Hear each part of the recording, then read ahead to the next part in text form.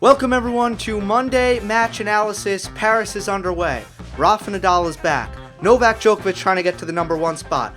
Roger Federer, 99th title in Basel, and Kei Nishikori, and a good final in Vienna. We will get to all that over the next, what I'm going to guess, let's see how close I am, about 27 minutes. I know you can see how close I am already. And then also on-court coaching. Maybe I'll go quick on that because for some reason that discussion has been very prominent on social media recently. But I want to start with Paris. As I just said, Nadal is back. The situation is that it's basically a dead heat right now. If Nadal does better in Paris, actually, if Nadal does as well as Djokovic or better, he will remain number one in the world going into the ATP finals. And if Djokovic does better, under any circumstance, one round better, it doesn't matter what round, Djokovic will take over as number one in the world. So my position going into this tournament is that Djokovic is a very, very heavy favorite. I think the conditions in Paris are good for him. I always think Djokovic plays, I think his game's great for indoor hard court, and I think he's at the top of his game right now. He would agree, by the way, that he is at the top of his game right now. He's not saying, I think I can play even better than I'm at right now. He's saying, no, I'm playing really well. Ever since the U.S. Open, Djokovic has been on fire, so he's the clear favorite here. No way around it. What I've done here is I've compiled a power ranking, 5 names. And these 5 people, in my opinion, have the best chance, and I ranked them in order, to beat Novak Djokovic. But I actually think that this list is going to surprise you, because this list is very unconventional. It's unconventional because of Federer's form, because of Nadal's form, and just because of what I think the nature of this time of year is. I think it's a strange time of year where players are probably thinking a lot about going home, thinking a lot about the offseason. And, also I think that some of the kind of dark horses on tour can make a leap at this time of year because maybe there's a little bit less pressure and they can try new things and they can play a little bit freer. To be honest, I don't know why. I don't really know. I know I just said reasons, but I don't know why this time of year is weird, but it tends to be. And last year, as I've mentioned, it was Jack Sock who won the Paris Masters. There's no chance he's doing that again. Although he does have a nice draw to get to the second round. Trying to think his draw. I think he faces Gasquet next, which is pretty favorable for him. He's 3-0 against Gasquet, and he's beaten him twice on indoor hard courts. Just a little nugget for you there. So let's get to this list. Before that, let's take a look at the thumbnail. It's Roger Federer, arms raised, has just won his 99th career title in Basel. And we'll start with number 5. And number 5 is Rafa Nadal. And I said this list is going to surprise you. You're probably surprised by how low Nadal is. He's really, really good at coming back from injury. It's something, he's probably the best at it. He comes back and, we've seen him win titles after long hiatuses. I know, like Rio a few years ago, he was out for, maybe close to half a year. He comes back, wins Rio. He's very unique that way. But to come back on an indoor hard court is just not ideal for Nadal. This is his worst surface by far. And I just don't think if he played Novak right now, with how well these two guys know each other, I would just have trouble seeing Djokovic faltering to a Nadal on an indoor hard court when Rafa's probably not even revved up to 100%. It's hard to see something strange happening when these two guys are so used to each other and know each other so well. It's the kind of scenario where it's hard, I don't think there's going to be that many surprises here. Where if you look at like the Wimbledon final, it was pretty easy to predict that this was going to be a close match just because of the form that they're on. that those two were on. When it comes to a French Open final over the years, it's been pretty easy to favor Nadal in Roland Garros finals against Djokovic. I mean, it's just been kind of easy. So in this case, it's pretty easy to say that Djokovic would beat Rafa if they played in Paris. Just because of, I've already said everything. So, number 4, it's Roger Federer. Federer is not at the top of his game right now, and I'll get more into it talking about his run in Basel, which was an up and down run where he had to fight really hard against opponents that he should beat much more easily in his home tournament on an indoor hard court, but he didn't. He had to kind of fight his way through a lot of matches, but the reality is Roger Federer has not looked great since Wimbledon, since he lost at Wimbledon. It hasn't been a very good second half. It hasn't been a convincing second half. For a 37-year-old, it's been pretty good. But for a contender, a title contender, when it comes to beating a guy like Djokovic in form, when it comes to winning majors, he's not there right now. I don't think it's time to panic, as I'll get into, and I think he really needs this offseason. He needs to go back to the lab. He needs to rethink his game. He needs to mentally reset. He needs to get a little bit fresher. I'm not seeing red flags at a Roger Federer's game. I don't think he's slow right now. I don't think he's physically incapable of winning. I just think that his game is going in and out and in and out. And to me, that just spells fatigue. It spells a lack of confidence. And those are two things that the offseason can fix. Again, I'd just be really shocked if Federer upset Djokovic. If Djokovic is going to lose, I feel like it's to a guy he'll be a little bit more uncomfortable with, a little bit more of an unknown, someone who can kind of bring more new things to the table that Djokovic hasn't seen. Djokovic is going to be so comfortable against Federer and Nadal right now. And he's going to feel really confident. He'd have a lot of swagger against those guys, because he's the alpha at the moment. He's vying for that number 1 spot. And this is a lot of a gut thing. I just don't feel Federer and Nadal beating Djokovic here. I think it's more likely that the next 3 guys could beat Novak Djokovic. And number 3 is Karen Khachanov. Hachi won Moscow when the conditions, indoor conditions are great. For serve, you never have to deal with the wind kind of affecting your ball toss. That's nice for Khachanov. The one thing I'll say is he likes a high bounce. Paris might be a lower bounce, but Khachanov is in really good form right now. He's really confident, and he's got a really big game. And that's what it's going to take to beat Novak. No one's going to grind him out. It's going to take a big game, and you'll see the next 3 guys I have on this list. They all have big games.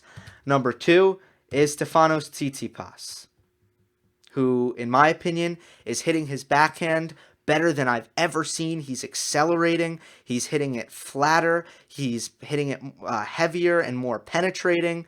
And Djokovic he's beaten Novak Djokovic, so he has that confidence going for him. He's got a big serve and a big forehand.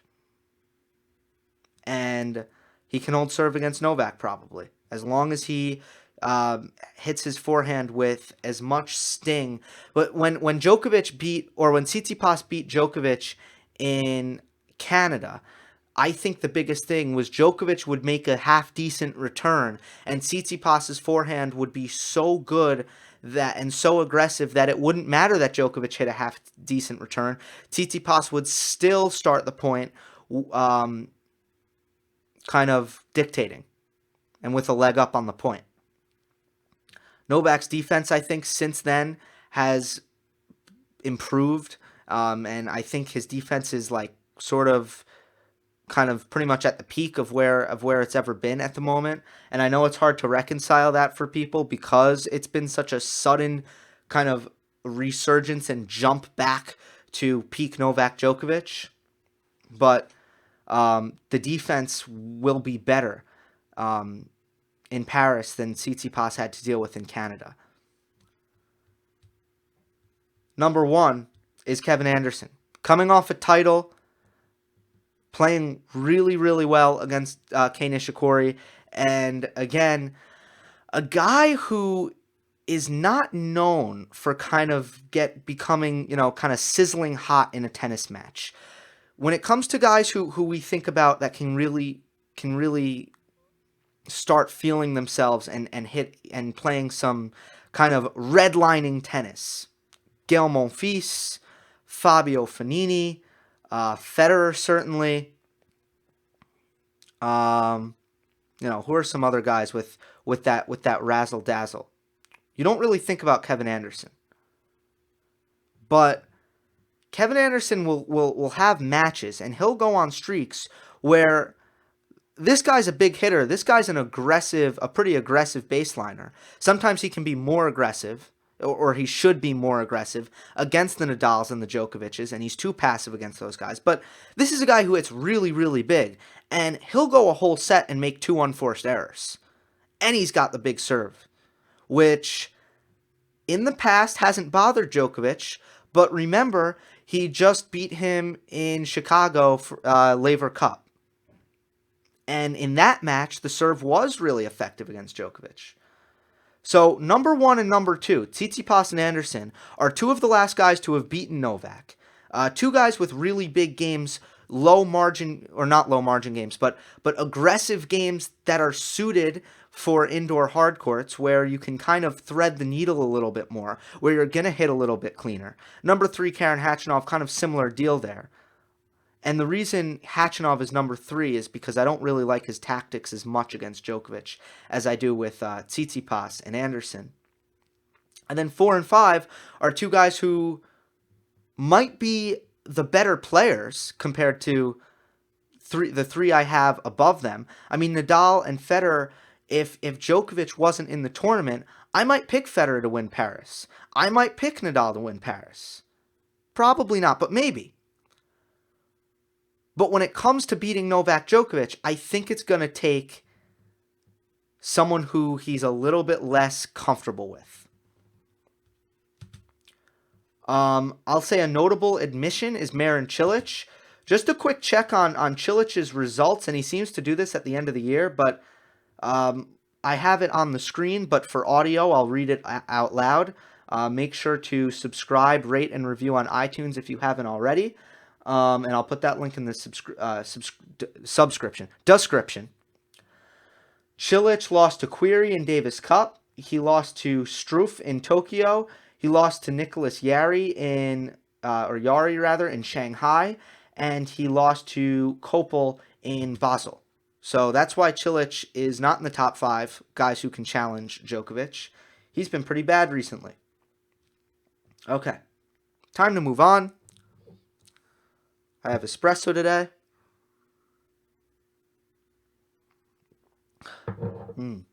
Delicious. Let's talk about these finals. Start with Federer. I don't know what Federer fans' expectations were coming into this tournament, but this was a struggling Roger Federer. This is a Roger Federer who has not shown his best stuff in the second half. So what did we expect here? Did we expect Roger Federer to come into Basel and sweep everyone and look super comfortable and win an easy title? I know that's not what I expected. The panic level was kind of...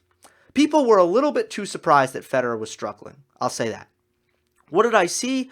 I saw his forehand once again being the main culprit, the main shot that would abandon Federer when he was playing poorly in Basel, and I saw a lot of good tennis and bad tennis within one match.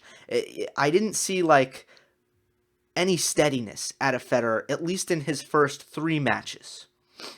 He fought through him. He got through him. Medvedev, he played really, really well against. Medvedev's coming off a title.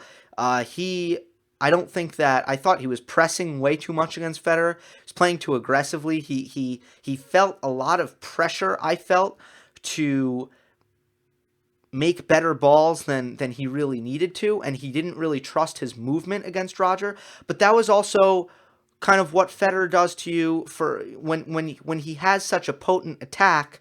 You have guys not playing with enough margin and not trusting their defense and their movement enough. And that was Medvedev to me. And Federer played a really solid match against Medvedev.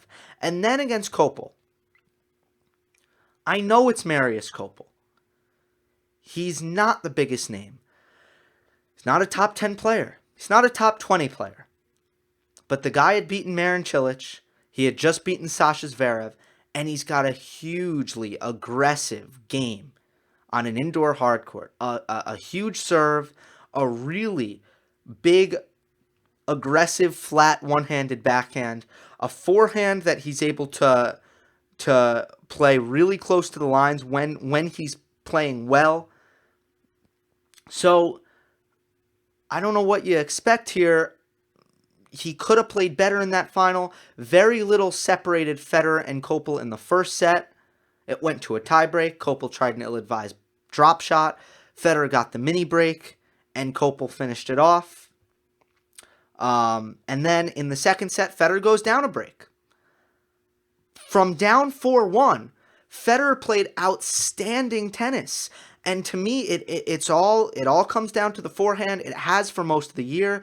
Is he really hitting that shot with authority? Is he hitting stinging forehands?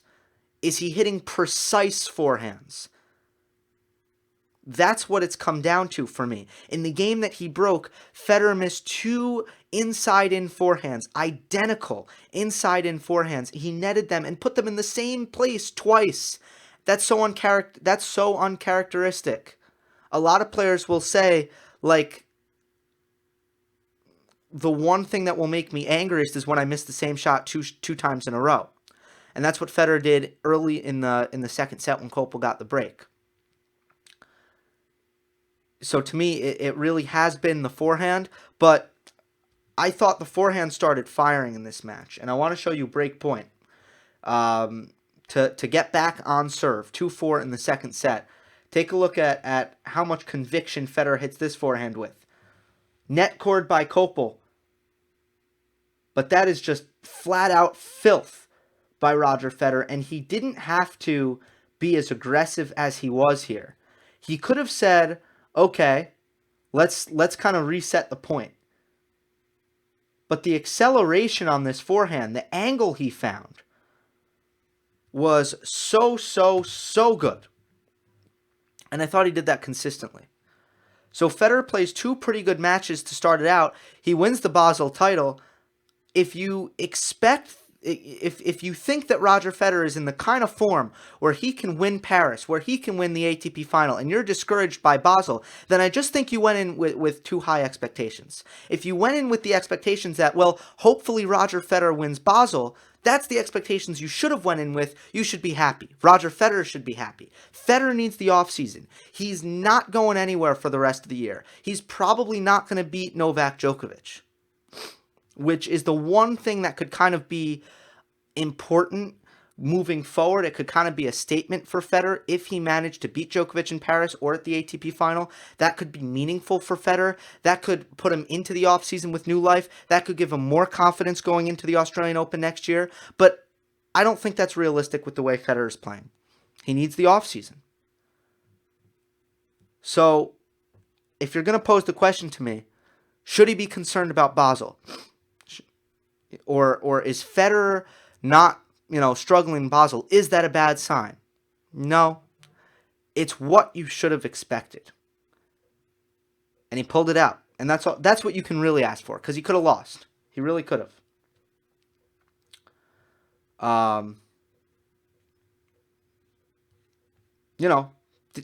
Didn't manage to win Shanghai. Didn't manage to get to Djokovic at Shanghai. Didn't manage to get to Djokovic at the US Open. So, he makes a final. He beats Medvedev in form. He beats Copil in form. I don't think you can be too upset with it. Let's move on to the second final. Kei Nishikori and Kevin Anderson. First of all, what a week for Nishikori. He was playing, attacking tennis, and I just want to pull up his results real quick, just so I can, because they were very, very impressive. Where is he? Sorry about this. Where are you, Kei? I don't see him. I'm looking at the draw right now. Hold on.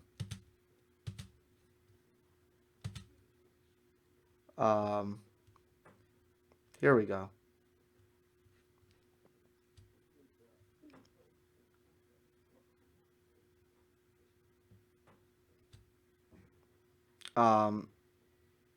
Whoops. Okay, so Nishikori, he crushed Dominic Thiem. That's 6-3, 6-1 against Thiem. And then Karen Khachanov, 6-2, 6-2. So absurd results by Kei coming into this. A really positive week for him.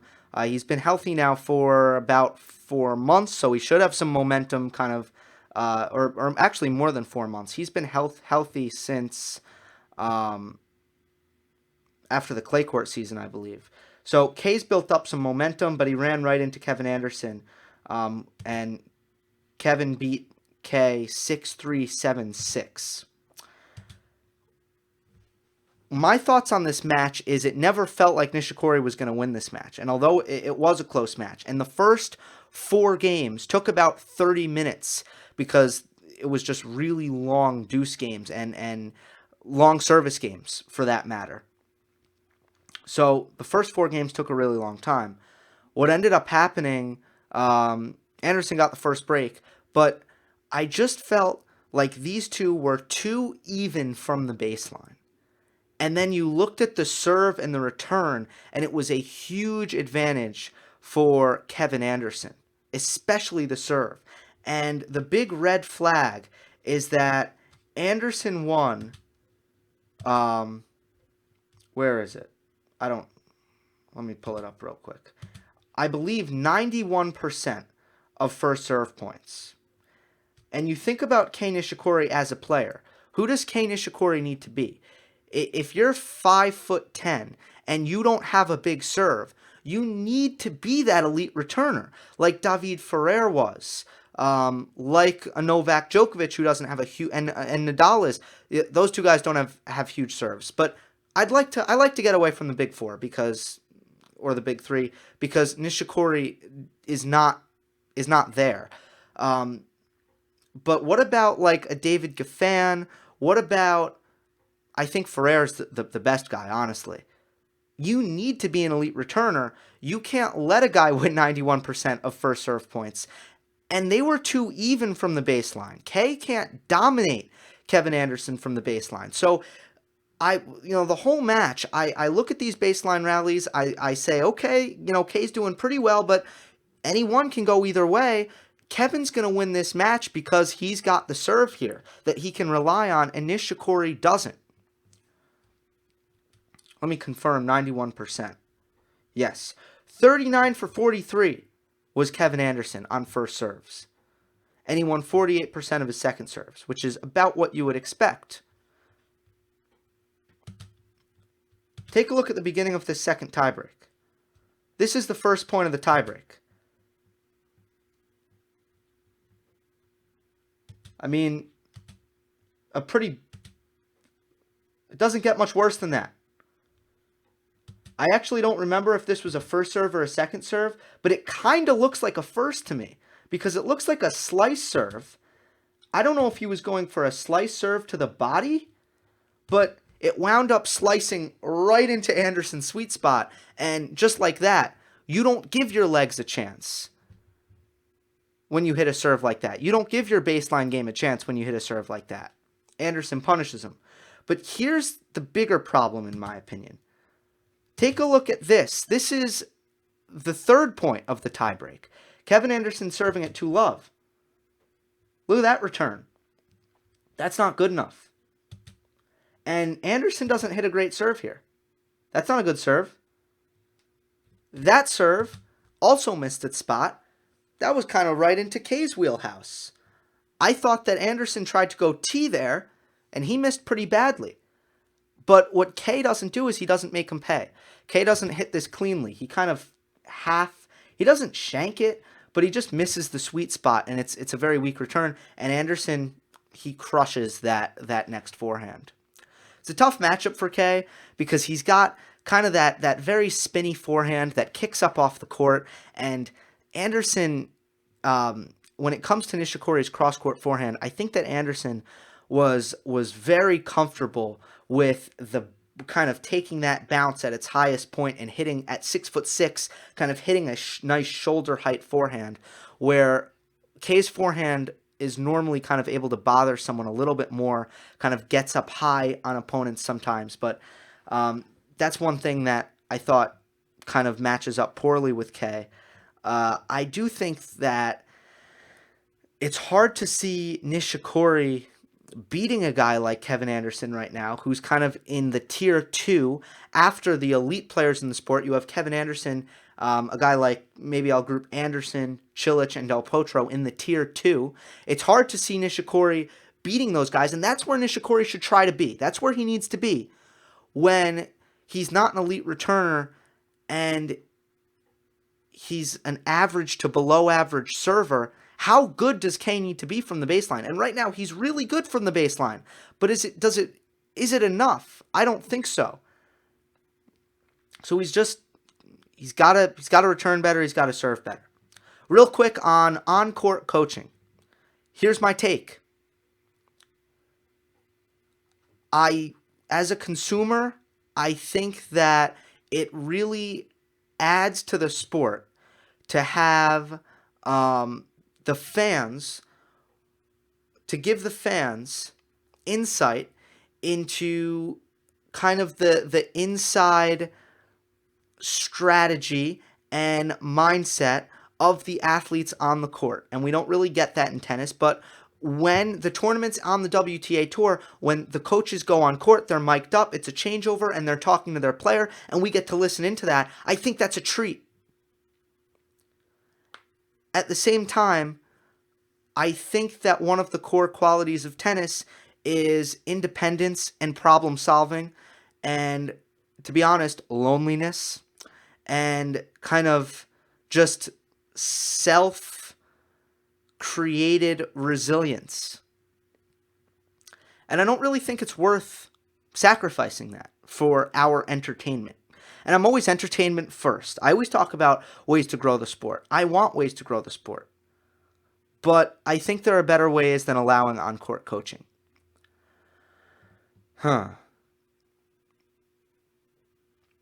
What if we allowed for a little bit more access for the coaches on broadcasts? Like, what if the ATP mandated that coaches give one interview to the broadcast partners per match? I think that becomes difficult in tennis because there's a lot of different broadcast partners to cater to depending on the market. You have BBC in the UK, you have ESPN in the US for big tournaments, you have Tennis Channel, and of course Japan has their own outlet. I believe China has their own outlet. There's an extensive number of broadcast partners that cover these matches. But what I would like to see, I want the coaches to become personalities. I want the player-coach combinations to become part of a player profile, to become part of the way players market themselves. But I don't want on-court coaching. That's kind of just my gut reaction to it. My take on all these things, though, is please try it. Please try it, because experimentation is the only way we find out what works. That's all I got for you. Hope you enjoyed. Don't forget to subscribe. I'll see you next time. Check out me and Jeff Salzenstein, Tennis Evolution. Subscribe to his channel. See you next time.